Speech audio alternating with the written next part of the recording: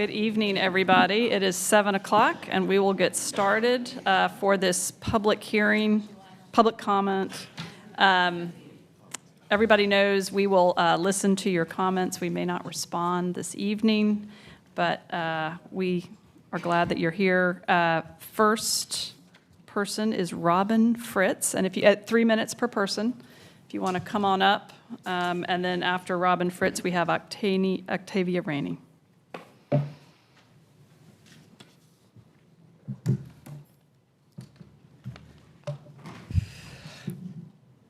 Good evening. My name is Robin Fritz. I'm a resident of downtown Raleigh, and I'm here to address the homeless animal crisis in our community and the need for urgent action.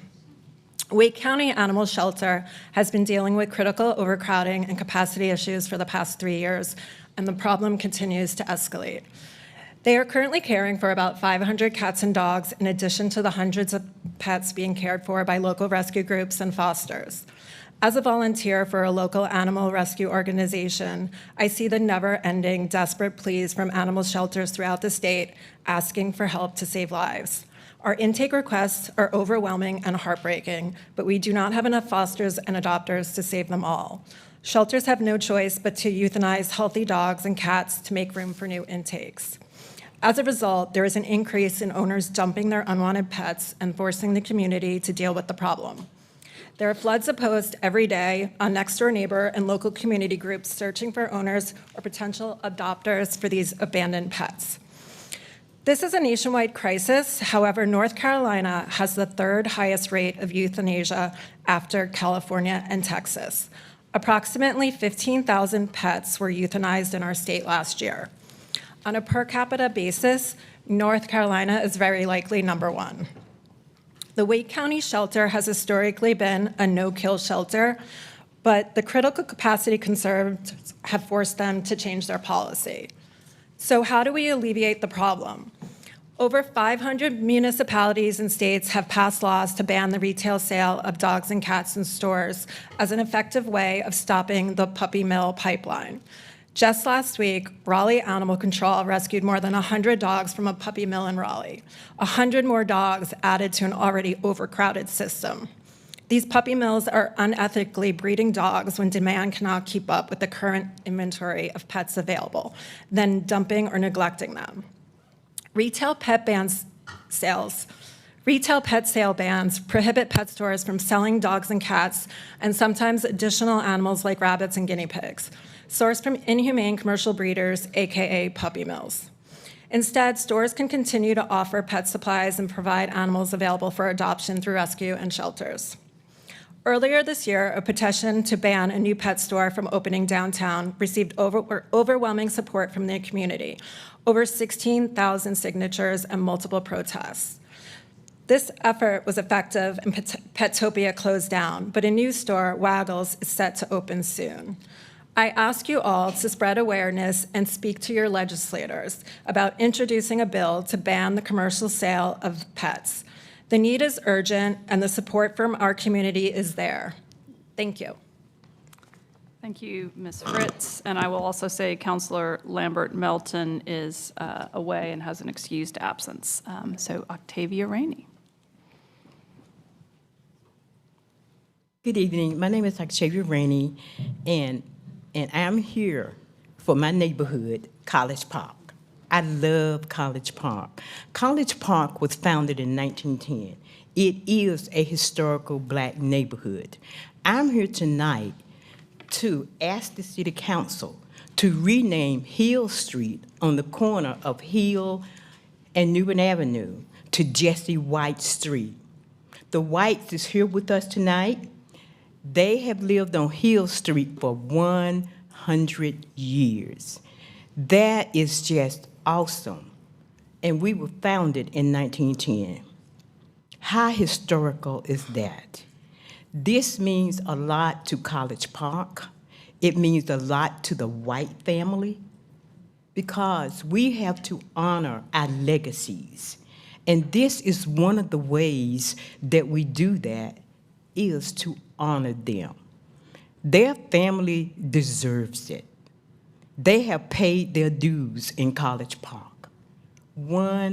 100 years. I am so proud of them for staying because many of the homeowners have left, but they are still there. I congratulate them. I'm here to honor them, and we're looking forward to putting that sign up that says Jesse White Street. In the city of Raleigh, there's 2 Hill Streets. There's Hill and Skycrest, and there's Hill on the corner of Newbern Avenue. We're only asking to change on Newbern Avenue in College Park. So I would ask you, please support our application as it goes through the process, because we look forward to honoring the Whites. They are so well deserved. Thank you. Thank you, Ms. Rainey. And then I see a number of White family and Caraway family. So next up, Sylvester A. White Jr., followed by Florence White Gilliard.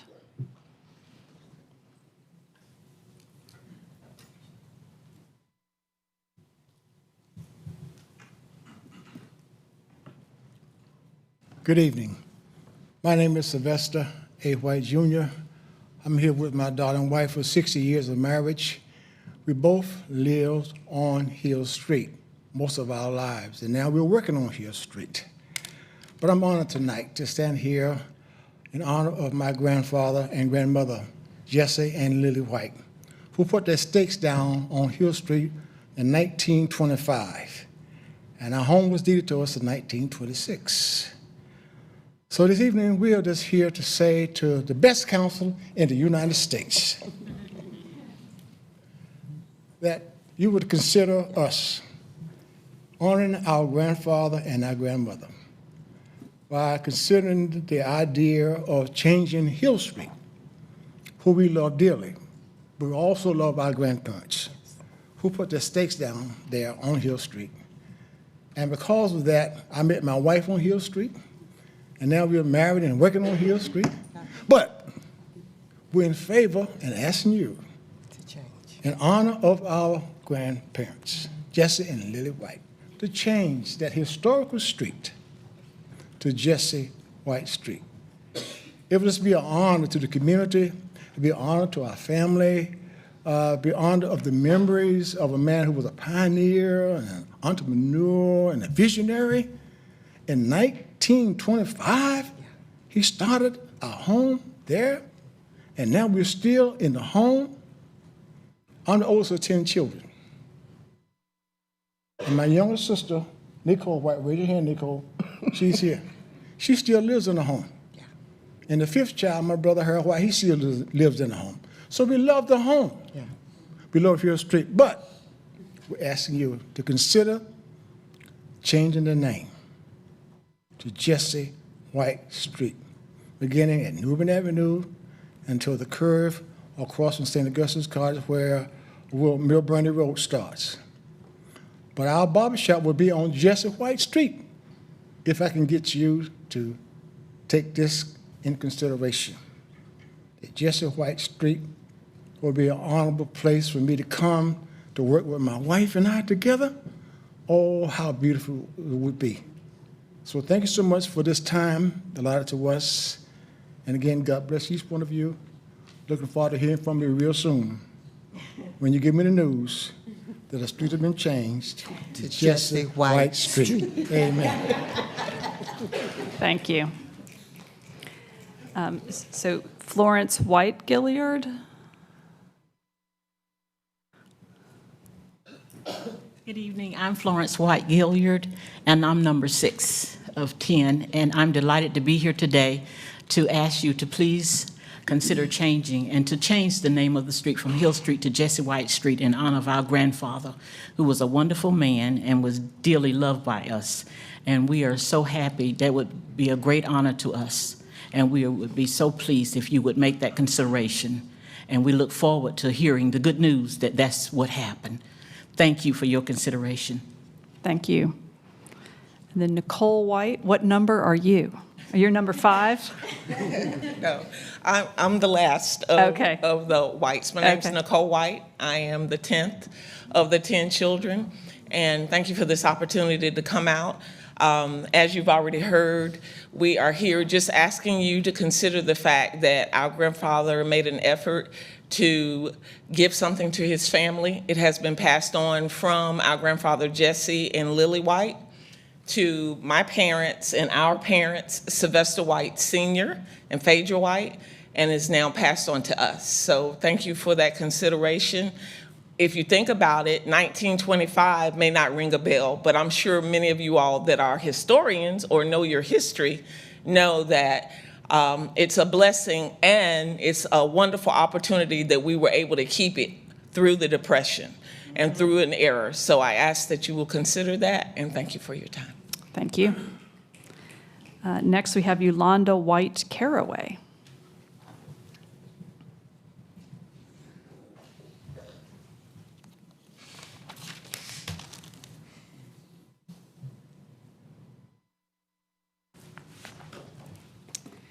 Great and glorious evening, first to our great God, and to everyone under the sound of my voice.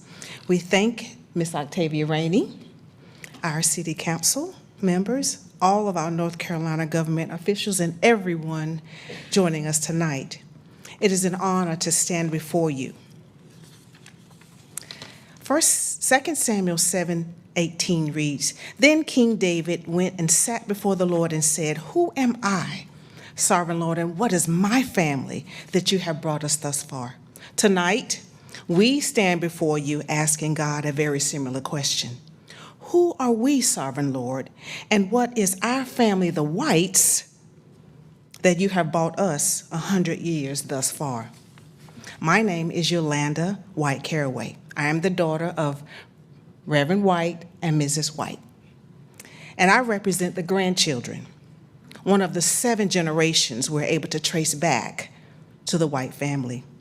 A long history of love, labor, lessons, laughter, and a deeply rooted legacy. I stand before you in stalwart solidarity with our family and friends to change Hill Street, 27610, to Jesse White Street. Thank you for the privilege of your listening ear and for the privilege of your time. Thank you. Thank you. Next, we have Rebecca Caraway.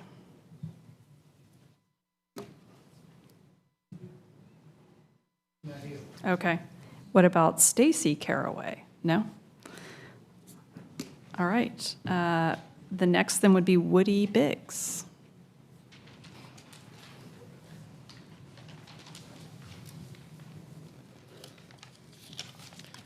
Looks like a very nice family to follow. On Saturday, May 31st, a friend was visiting me, and my windows were rattling from the loud music and bass from the bar across the street from my house. I filed 3 noise complaints over 4 hours. No officer ever responded.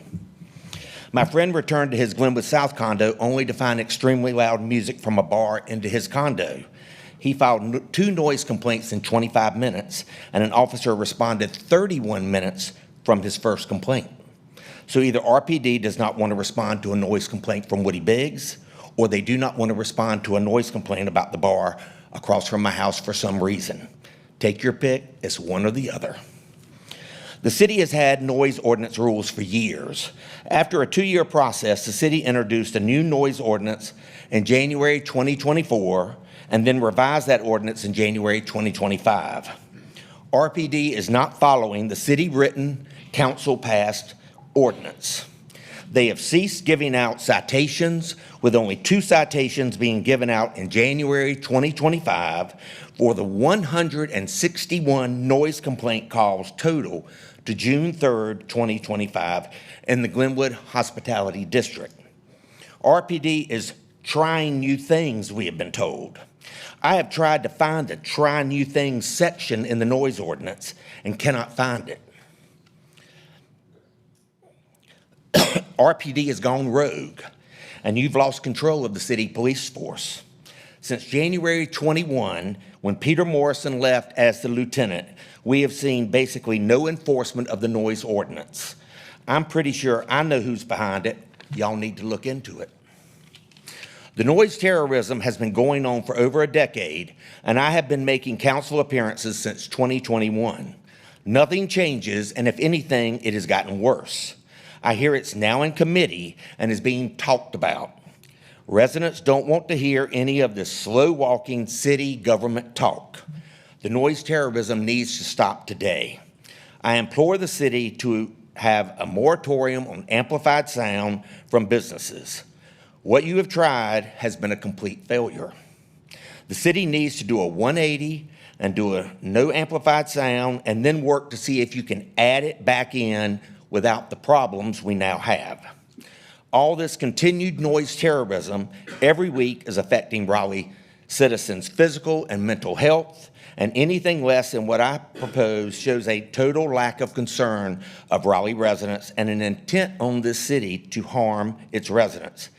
This has gone on way too long, and it's time for the nightmare to end. Thank you. Thank you, Mr. Biggs. Next, we have Michael General.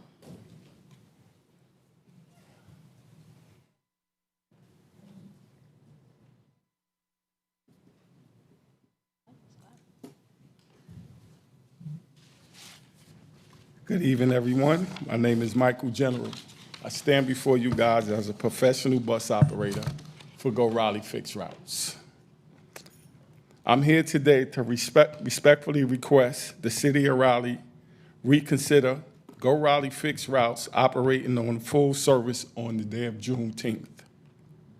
Juneteenth is a federal holiday that marks a deeply important moment in America's history, celebrating freedom, resilience, and Black heritage. Across the Triangle area, transit agencies like Go Raleigh, Go Durham, Go Triangle recognize this by operating on a modified or holiday schedule. Go Raleigh should do the same. Respectfully, we are one of the fastest growing cities in the Southeast region. Go Raleigh's decision to maintain regular service creates confusion, delayed transfers, a highlighted lack of trust, coordination, and it compromises our system. The inconsistency negatively impact us, both employees and operators.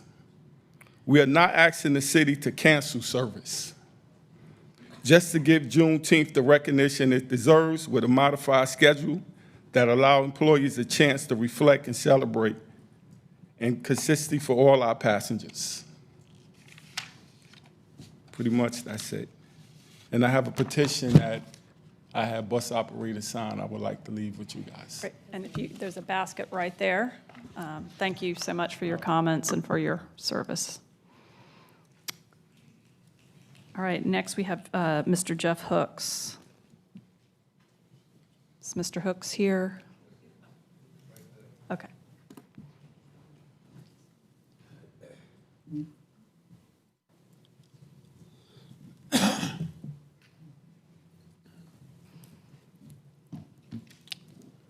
Good evening. My name is Jeff Hooks. I serve as a professional bus operator.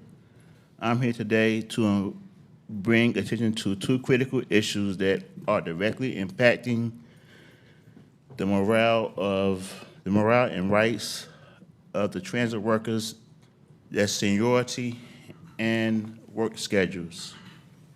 Seniority is just not a tradition. It's a contractual right that represents years of service, dedication, and hard-earned experience. Unfortunately, we are seeing repeated violations where seniority is being disregarded in job assignments and shift selections and schedule changes. This undermines not only the trust between labor and management, but also the fairness and predictability our operators rely on to balance their demanding work with their personal lives. Additionally, schedules are being altered without proper notice or consultation, placing an unfair burden on operators, especially those with families and second jobs. Some are being forced into shifts that they did not bid on, while others having days off reassigned without cause. These practices not only violate the terms of our collective bargaining agreement, they disrespect the people who keep the city moving every day. We are asking for the city council support to ensure that RAPDEV honors the seniority system and abides by schedule protections in our contract. These are just not union concerns. They're matters of dignity, stability, fairness to workers who serve your constituents. Thank you. Thank you, Mr. Hooks. Next, we have Natalie Brown.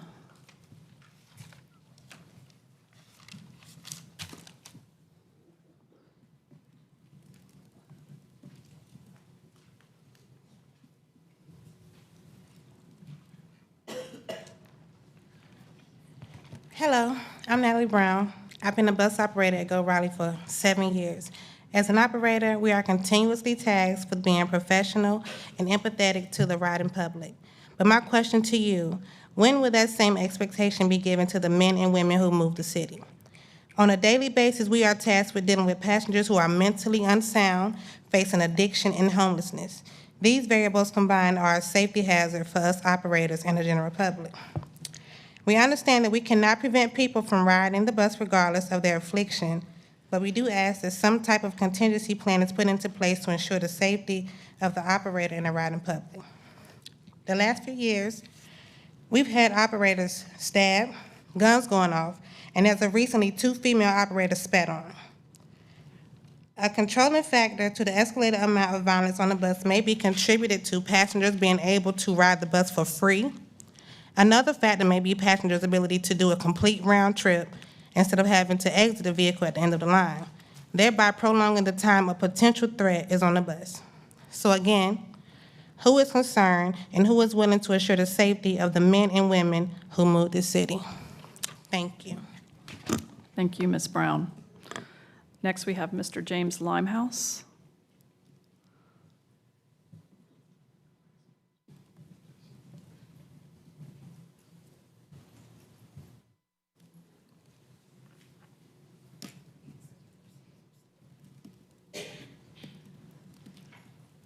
Good evening. I'm James Limehouse. I work in the utility department, and I've been with the company for almost 9 years. And during that time, we have been having the same problems continuously, which include getting better pay and staffing throughout all of our departments to attract and retain the best qualified employees to move our transit into the forefront to represent the capital city. On safety and security, it's been too often where an incident has already happened when it could have been prevented.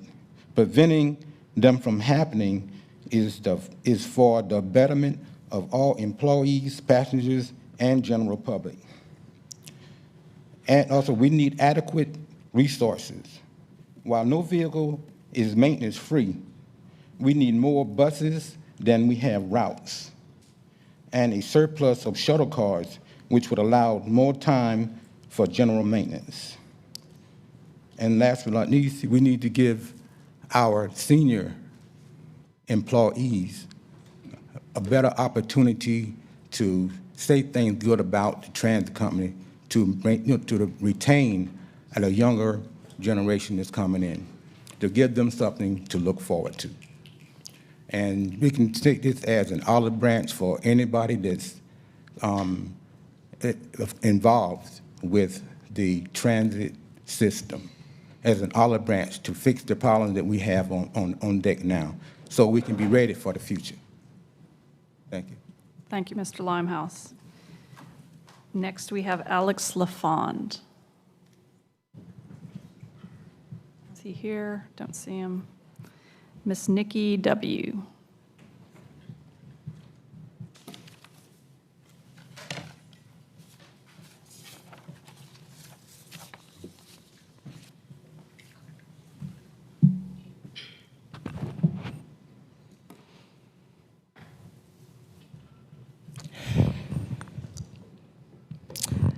Good evening. I hope all are well. I had a chance to visit Gibson Play Plaza, which was a very pleasant experience and where I can see many fun memories will be made, thanks to all those who made it possible. If you haven't gone, please pay a visit and don't forget to celebrate Juneteenth this coming Saturday also located at Dorothea Dix Park. As I think of Juneteenth, I can't help but think of what happened to warrant its very existence, which was a prolonged lack of acknowledgement of all people being free and the emancipation of the slaves. While we may claim to be a free country, we are still shackling some of its citizens. We sit in a space and time when the world and our country is experiencing much turmoil at once. As our protested bills that ascertain ICE as a necessary component of every agency's process, including that of the Sheriff's Department, I ponder the similarities of the occurrence of Juneteenth and immigration rights. While the government is looking to make some people feel safer, it is equally making many feel unsafe, even those who are U.S. citizens.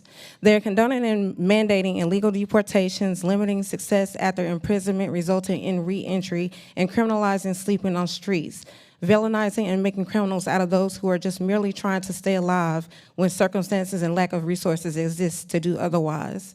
If people behave criminal-wise, okay, penalize. But how do you justify condemning people to wars, violence, and genocide who just want to survive and thrive?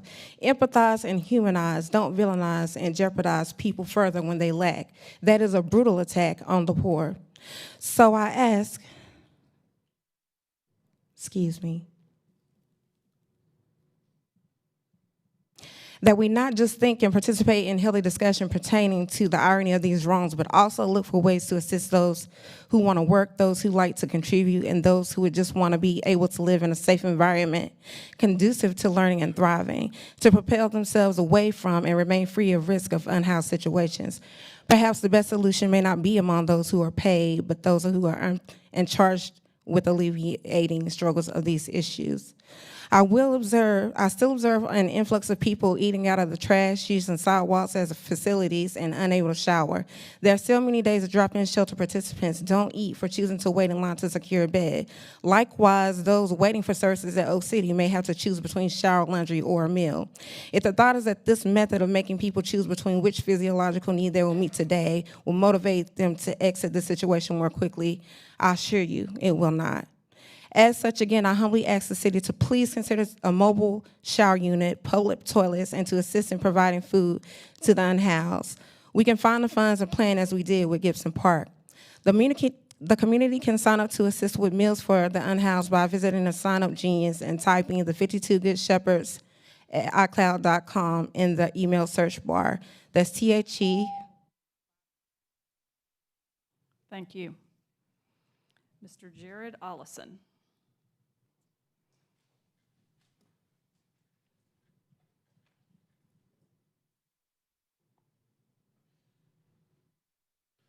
Good evening. Thank you for your time. My name is Jared Allison, and I'm pleased to be here this evening on behalf of the White family and the extended College Park community. I would like to say that College Park is a special place. Those of us who've been in Raleigh a long time know that it's a very unique place, and it's changing. The gentrification is at an alarming rate, but we have, in this particular case, a family who has set their stakes. Mr. Jesse White, 100 years ago, established a place for his family where his family could thrive. He was an entrepreneur. He contributed to the community. And his grandson, Reverend White here, is a reflection of him. I didn't know Jesse White, but I know Reverend White, and I know the entire White family. And I have to say that they single-handedly, their family has contributed more to the College Park community than most. They stayed. When other people left, they stayed. They continue to contribute to the community. They are entrepreneurs. We have people who live in the community who come to them for services, and they could do what everyone else does and leave, but they decide not to do that. I think we should honor the investment that Mr. Jesse White made in the community 100 years ago, that he could imagine that his family for generations could, in fact, own something, a piece of the American dream, and sacrifice throughout the generations to keep it. Because I know it wasn't easy. And I know it's not easy to continue to, in this climate, continue to conduct business, but this wonderful family has continued to do so, continued to invest in the community, and we do not get many opportunities to acknowledge the great sacrifices of some of our African-American citizens, let alone some of our other citizens. So we need to take this opportunity and go ahead and change the street to Jesse White Street. We would be honored to know that his dreams were for naught. So we want to make sure that we honor Mr. White and the entire White family. Wonderful family, and I hope that you all consider this in your deliberations. We thank you so much for your time. Thank you. Thank you, Mr. Allison. And Rogerene White.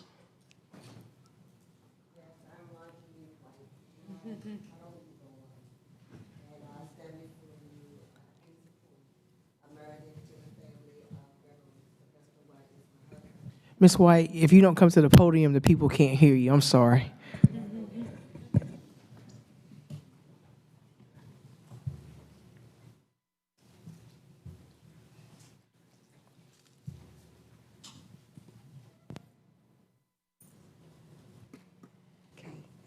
Again, my name is Rogerene White. I lived on Hill Street as well, and as my husband just said, not too long ago, we dated on Hill Street. I've been married for 60 years, and now we own a business on Hill Street, Washington Terrace Shopping Center. We went in debt to buy this shopping center, so I think it would be just a wonderful thing to change Hill Street to Jesse White Street. It would be such an honor to do that, and I'm looking forward to you all making a wise decision to change Hill Street to Jesse White Street. Thank you. Thank you. All right, next, John Schuford.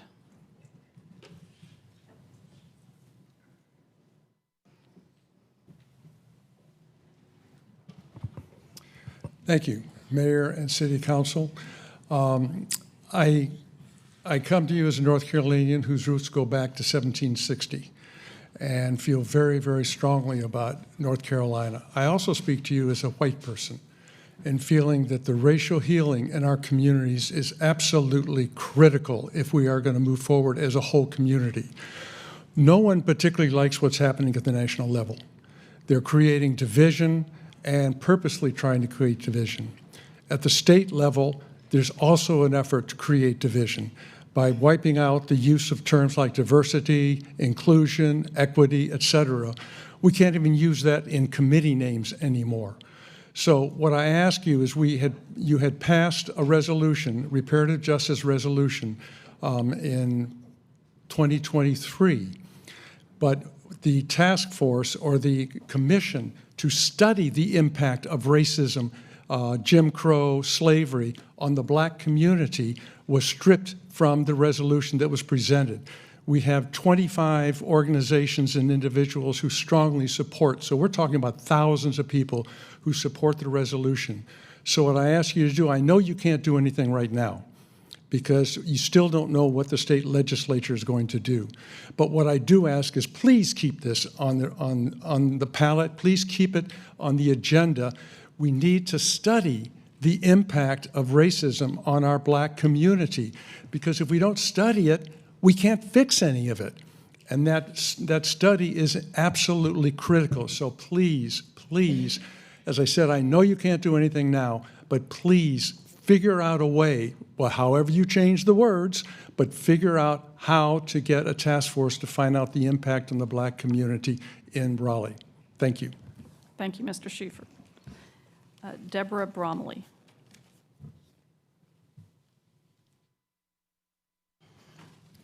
Good evening.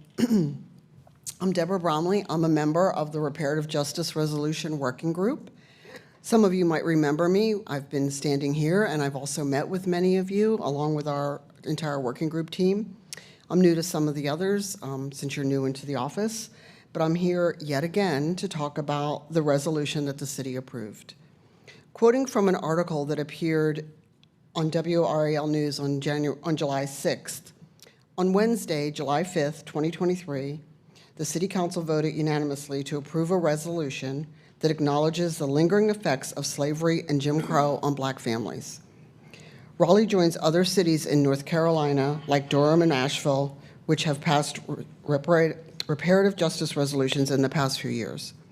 The resolution falls short of forming a racial equity and reparative justice commission as was in the original version of the resolution, end quote. After that, our working group reported the following to over 25 community groups and nonprofits and individual supporters that work in the area of racial justice. And as John Schuford said, that represent thousands of people in our community. So this is what we reported to them after the resolution was approved. The council removed the creation of a commission, the most important part of our resolution. A commission of qualified community members who would study issues of systemic racism for 180 days and make recommendations of concrete steps to remedy the impact of racism on the African American community in Raleigh. The council expressed a public apology for past racism against the African American community in Raleigh. We welcome this initial step, but the council provided no mechanism for redress. We feel strongly that an apology without concrete steps to remedy the destructive impact of both past and ongoing systemic racism is insincere and totally unacceptable. So I am here today representing these same groups and individuals asking, as we have been for the past 4 years, for the City Council to establish this working group or commission, task force to address housing, employment, education, criminal justice, etc., that is impacted by the racism in our city. Without it, the apology that the City Council offered is meaningless. So I urge you to take action and get this commission started. Thank you so much. Thanks, Ms. Bromley. Next, we have Hannity Ali.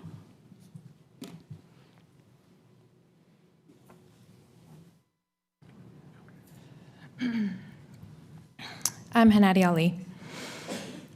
I saw a certain rabbi is calling out Christina Jones for standing up for what we've been coming in here weeks and weeks about, the genocide in Palestine. I want to ask him, why are you going after Christina? She's doing exactly what her constituents have been asking her to do week in, week out for the past 20 months, to recognize the genocide in Palestine. I want to ask him exactly how he wants me to react to more than 17,000 Palestinian children killed, thousands of kids amputated with no medicine to amputate. 39,000 children have lost one or both parents, making them orphans. Does he not want me to raise my voice for those victims? I would ask him, why isn't he advocating for a ceasefire for the remaining hostages? Because Israel cannot discriminate between them and anyone else. It's so apparent that Israel does not want to differentiate, that many countries have already sanctioned Smotrich and Ben-Gvir because of their blatant genocidal and ethnic cleansing words. Please just look it up. I don't want to give their words airtime because they're so evil. Come and talk to me and tell me how the Palestinian community is supposed to react to more bombs being dropped on Gaza than was dropped in World War II. Dropped on the most densely populated area because it's populated from other displaced towns of 1948 and 1967. Palestine to Gaza. I would then ask him, is Zionism the national, political, and/or ideological movement for the establishment and sustaining of statehood or a homeland for the Jewish people? That's the definition. I would then ask him if he was aware that Israel continues to confiscate land from Palestinians in the form of illegal settlements, and how does he think this affects the condition of the Palestinian mindset? Then I would ask him to close his eyes. Imagine he was born a Palestinian.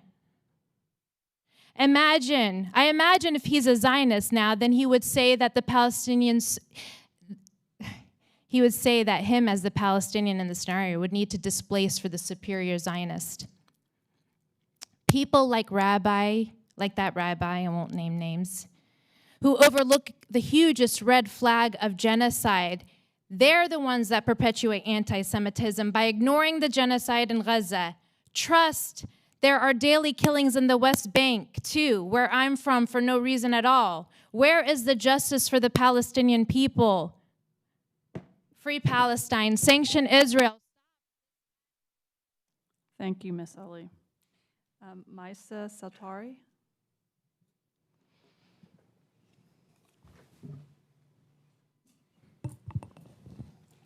Good evening. This is Mesa Sauti. Been coming here for maybe like 17, 18 months. Everybody knows me so far. I'm originally from Nazareth and married for my husband. He's originally from Gaza.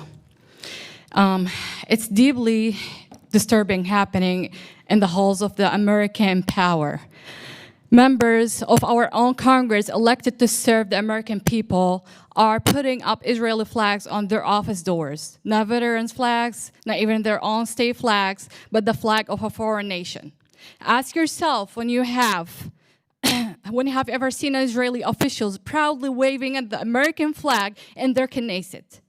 When have they risked their careers, their politicals, to defend us? The answer is never. Because this is a mutual alliance. This is a one-way street. America gives money, weapons, diplomatic cover, and political obedience, while Israel takes, deflects, and demands more. This is not an ally, this is a burden. A foreign regime with one of the most extreme far-right governments on earth is now shaping American policy through fear, lobbying, and emotional manipulation. Let me be clear, Crystal over here. Criticizing Israel is not anti-Semite.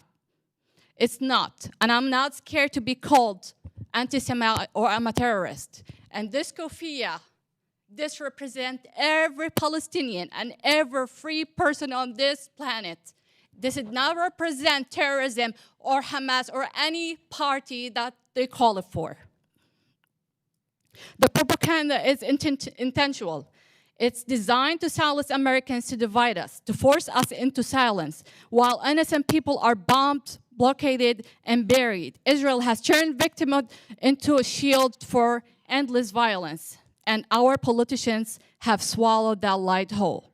Meanwhile, back home, our schools are unfunded, our healthcare system is broken, homelessness is rising, and our infrastructure crumbling. But somehow we find billions of dollars to give it to Israel. This is not about hate, this is about priorities. This is about what our government truly serves. And right now, it's not you, it's not me, it's not the American people, it's the foreign regime that has done nothing but drag our name through the mud and exploit our resources. So I'm here to say, enough. We don't owe Israel blind loyalty. We owe our loyalty to the truth and justice. It's time to stop letting foreign flags fly in our capital. It's time to stop funding occupation, and it's time to take our country back from corruption, from foreign influence, and from cowardice. Wake up, speak up, because silence is no longer an option. Free Palestine. Thank you, Ms. Sauti. Felicia Good.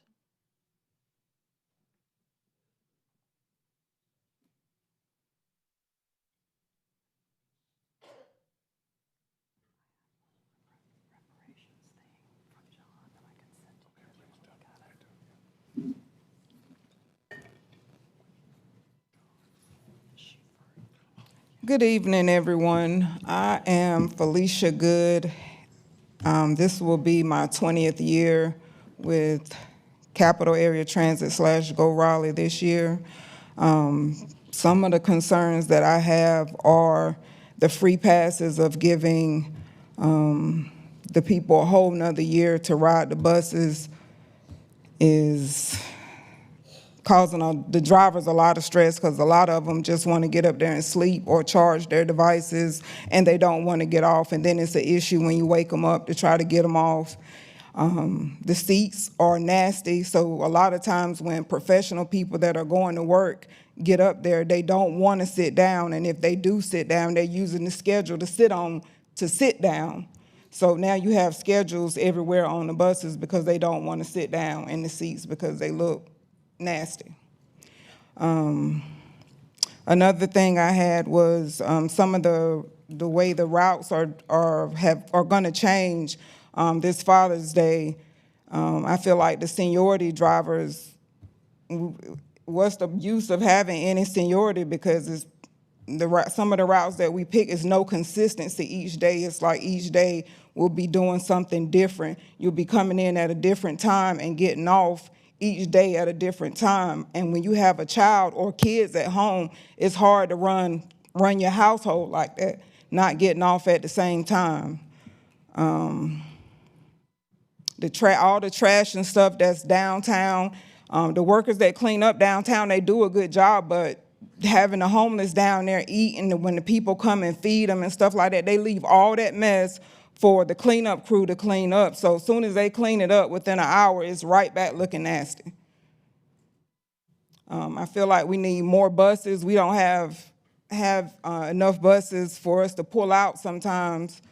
They're struggling to get buses, and then some of the buses that we have are so old that you gotta bring paper towels because you might get rained on, it leaks. So you gotta stuff tissue here and there to keep from getting wet up while driving. So those are some of my issues, and I just hope y'all take all of that into consideration. Thank you, Ms. Good. Next, Cordell Davis.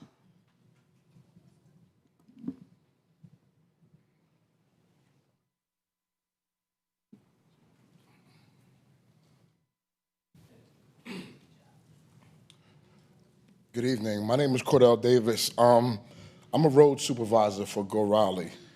I'm one of 10. We have to supervise over 236 drivers on a daily basis. I just wanted to speak about the safety of the employees. I come to work 4 o'clock Sunday morning. The first bus that pulls out is the 430 number 4. It's a female driver. About 15 to 20 homeless people get on that bus every Sunday morning just to ride out and ride back. Now, this female driver is fairly new to the company. You know how stressful that must be for her to be driving a bus full of people at any time, could say and do anything. It's dark outside. She has this big bus. She has to get to Rex Hospital and back safely. The free pass program, I think, needs to be looked into, because what's happening is a sense of entitlement. Like, I have a card, I can ride the bus all day, every day. When, like Felicia said, you have people trying to go to work and they don't want to get on the bus. I drove a bus one day because we were short drivers, and a young lady got on the bus with 2 of her children. And she sat down, and we don't know what kind of fluid she sat down in, but she had to get up in her pants with 2 kids. So how does her day go from there? You understand? We're being overrun down at the station. It's not safe, and we have more female drivers than ever. And you know, for a female to come to work and drive a bus, your back turned, everybody's behind you. They're smoking on the bus, they're cursing our drivers out, they're attacking our drivers, and we feel like we're not being protected enough, we're not being heard. From Pool Road down to here, you know, we need help. We need more resources, we need more money, we need something to get us through, because at the rate we're going, it's not gonna last that long. Thank you. Thank you. Clifton Hill.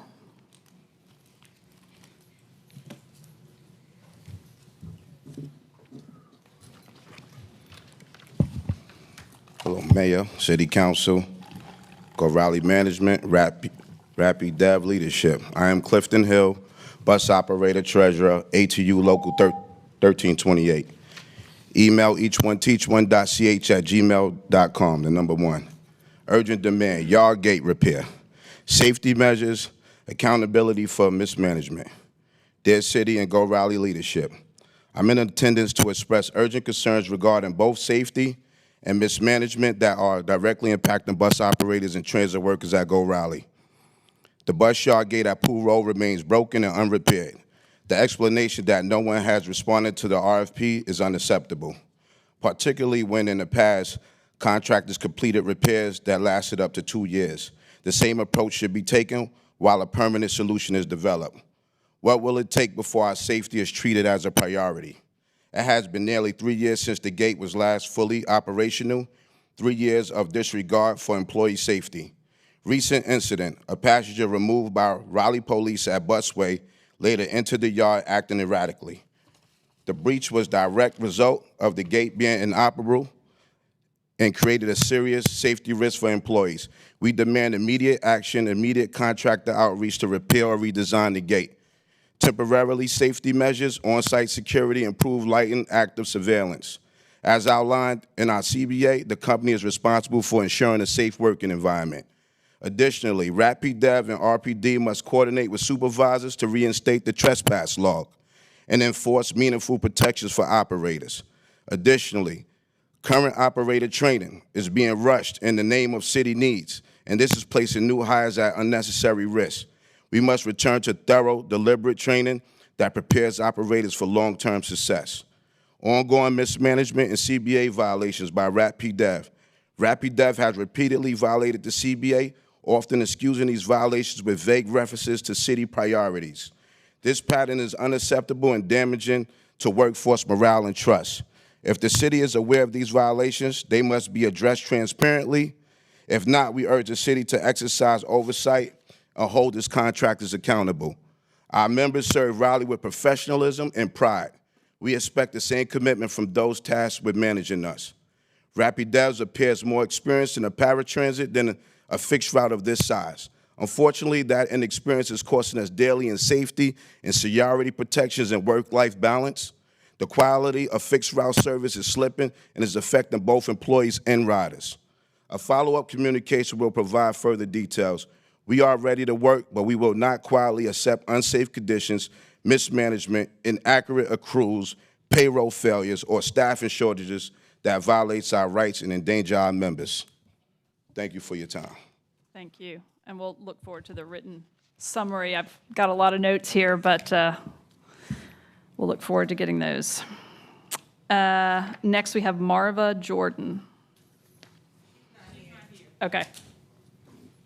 Charlyn Parker.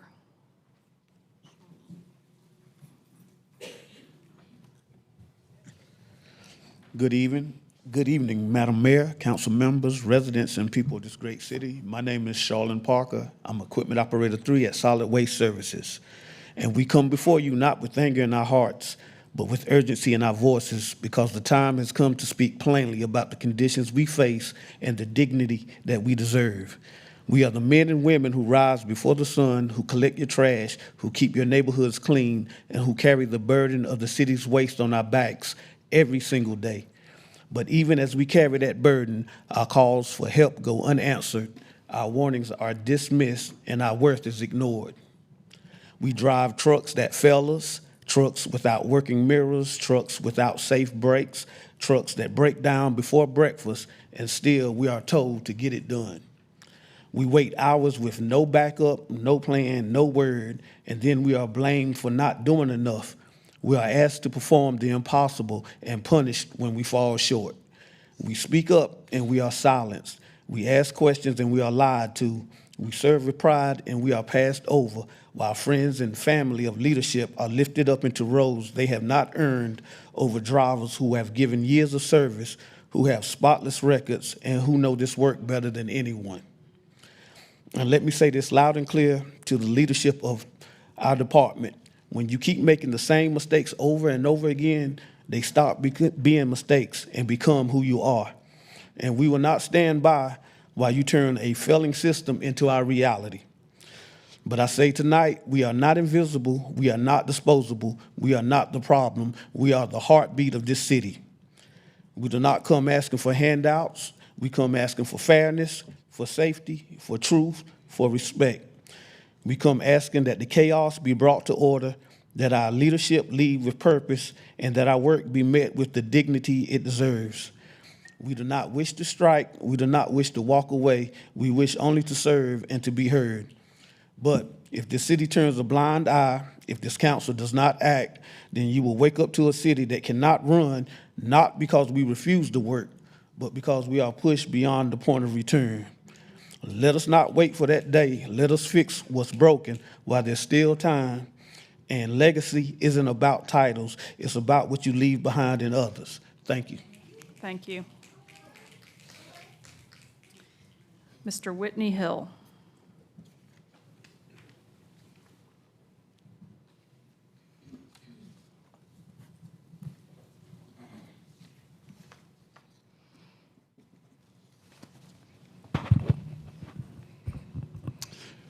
Good evening, Raleigh City Council.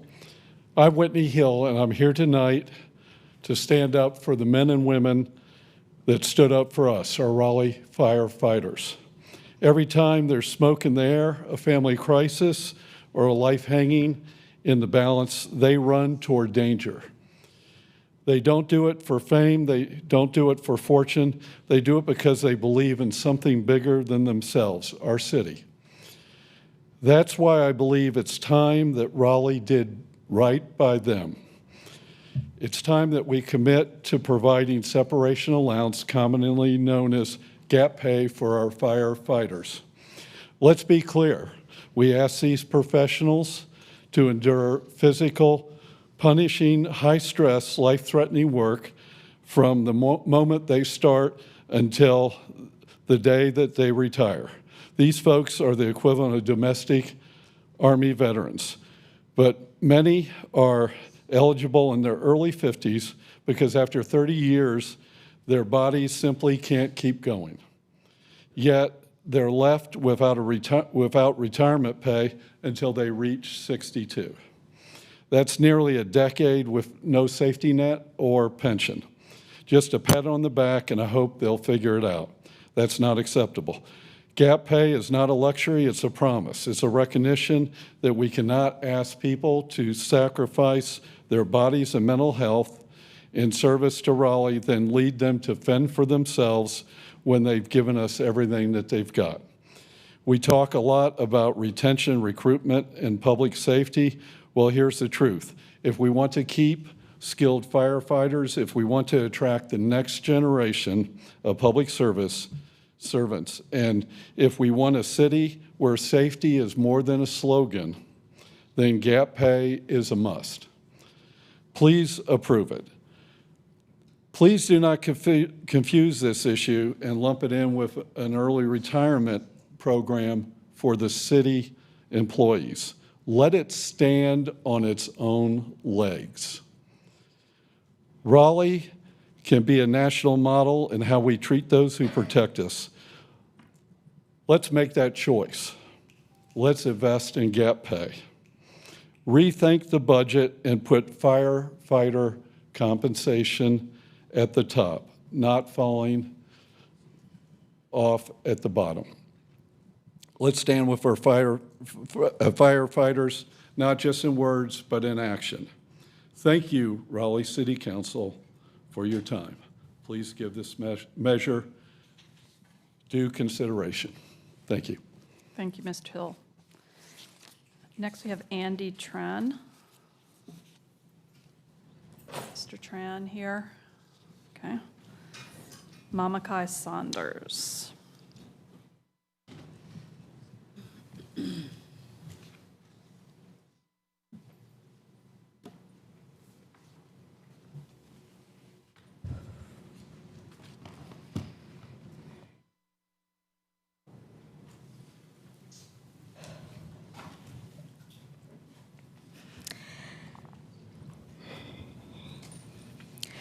Good evening. It's another amazing day in paradise. Thank you all for your service. Now, I know it's late and y'all are ready to go home, but I sincerely hope you hear something that compels you to have the courage to say, let's seek for answers to change the trajectory of what's going on. Because I've got to be honest, I'm so deeply troubled by what I see, so I'm not hoping that someone sitting in a leadership position in the city will have the courage to say, let's pause for a moment. I'm hoping there are more than a few someones who will stop this crazy train before it picks up momentum, because it really is never too late to change. Let me continue by saying it's alarming to me that the city is attempting to build its future as a safe, vibrant, healthy city using a liquid weapon that has so many statistics stacked against it being safe or causing vibrant, healthy living. It causes fights among strangers, it causes domestic violence in homes, it causes car accidents that lead to irreparable harm and even death.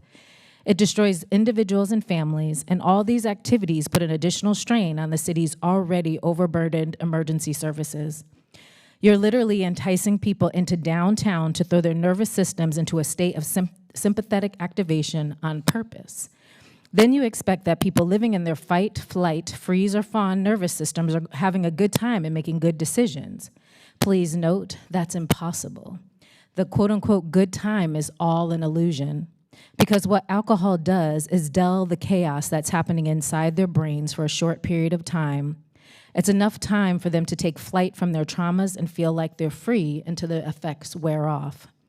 And if that's not bad enough, in this sensitive state, you're placing legally armed law enforcement to guard and attempt to manage what's going on.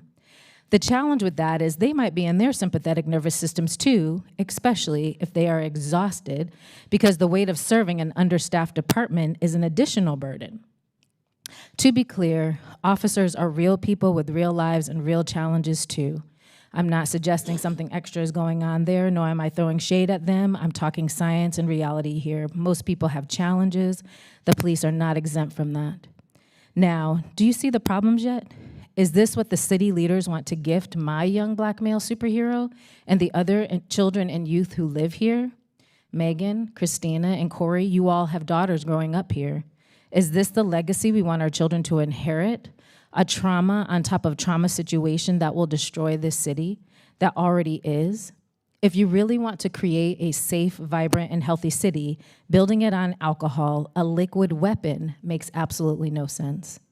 I'm not sure how you can even suggest that building the future of the city on alcohol consumption is creating a safe, vibrant, and healthy community. You know what's safe, vibrant, and healthy? Places where families can go together all day, every day. Thank you. I'll continue next week. Thank you, Ms. Sanders. Next, Nathaniel Cox.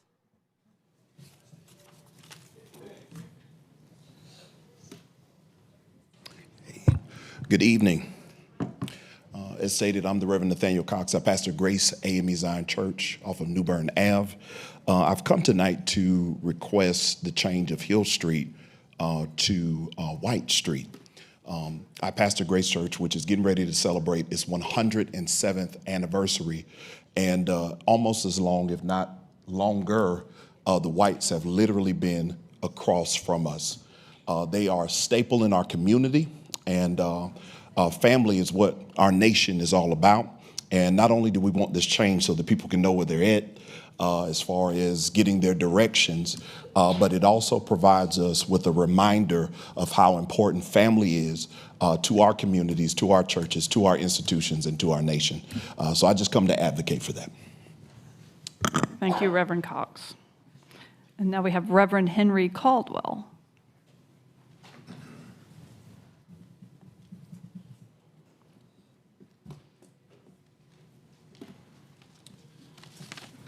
Good evening to the Honorable Mayor of this great city and the City Council. My name is Reverend Henry Caldwell.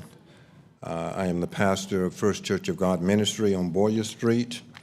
And I want to, first of all, thank the Raleigh City Council for this privileged opportunity to speak on the matter of changing Hill Street to Jesse White Street. As pastor of First Church of God Ministry on Boyer Street, the church has served this community since 1928.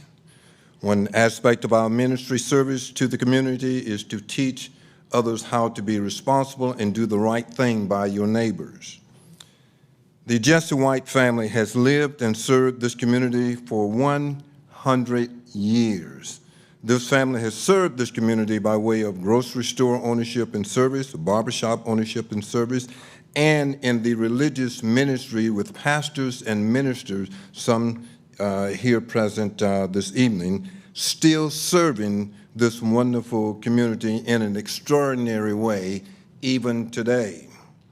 I know this council tries to do its best for the good of the people of Raleigh because they want to do the right thing. You want to do the right thing.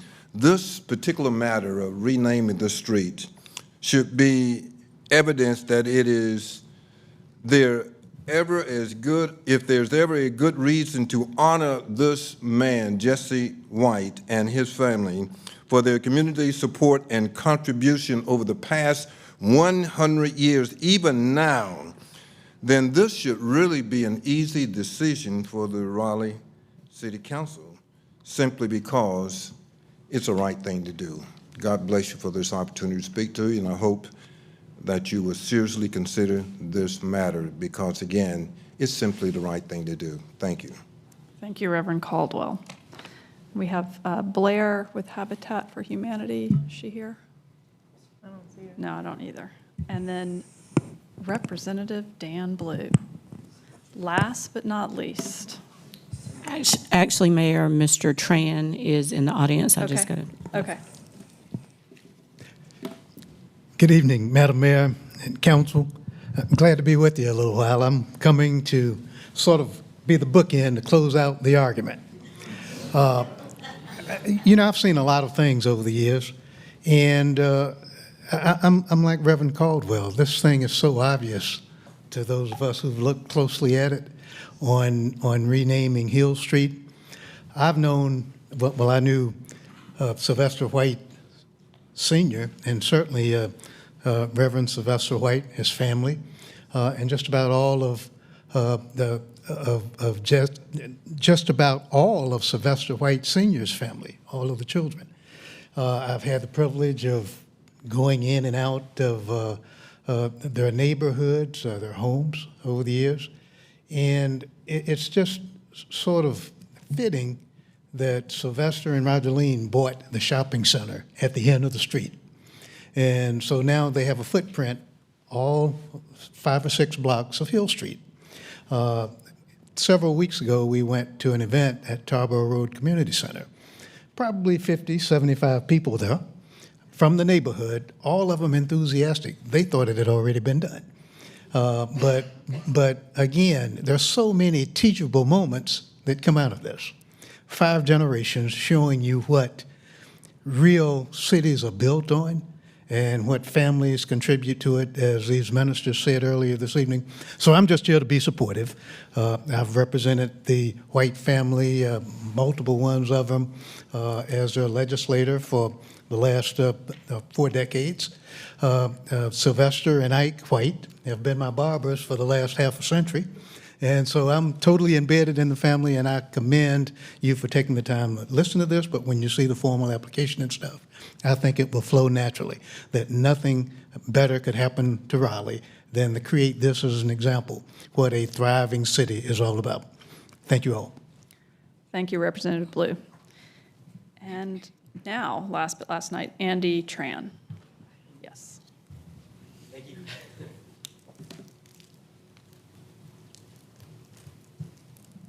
Hi, everyone. My name is Andy Tran. I'll be hosting a meetup at the end of this month, June 26th on a Thursday. So you have nothing to do on Thursday, come out. It's going to be at Clouds Brewing. And then afterwards, any attendees to the event will get a 50% off of a comedy show afterwards. This event's pretty important. I did have like a slide deck of 2 images. But this is a meetup for people who have issues that concern them, and then we share what issues you may have, and as a collective, we'll try to solve them. It is a jarring title. It is called People Over Politics, but we're hoping to solve ideas and not make politics too jarring. And then afterwards, we plan to introduce a platform that we're building to help people share their ideas. If enough ideas, we can send it to your representatives. That way they know what the people, who they're representing wants. So hopefully we could change the landscape of politics in a positive way where people feel like they make more of an impact. If you have any more questions or have anybody who are political activists who are interested in doing this type of thing, please share our event. Again, there is like a PDF I sent over. There's some QR codes that you guys. Submit that to email. Yeah. Yeah. So, but we can't show it here on. Oh, the screen. okay. It was essentially a QR code so you can get to the event faster. And there's also a Google form that we're trying to collect information on your top issues, right? Like what you're concerned with the most, so they can get an idea of if we could bring in guest speakers or somebody who has knowledge. I think a lot of that is just to help people ease if they learn more information. And I get it, we're all busy, you have kids and 9-to-5s. It's hard to collect political data that's helpful, but we hope to change all that and make things more positive for people. So please come out on June 26th, share this event with your friends, and we're also excited. I don't know. There's also a police station next by, so if anything belligerent happens, we'll take care of it. But please reach out to me if you have any questions. Anything else? Yeah, thank you. Thank you, Mr. Tran. All right, that concludes our speakers for this evening, and we will, without objection, adjourn.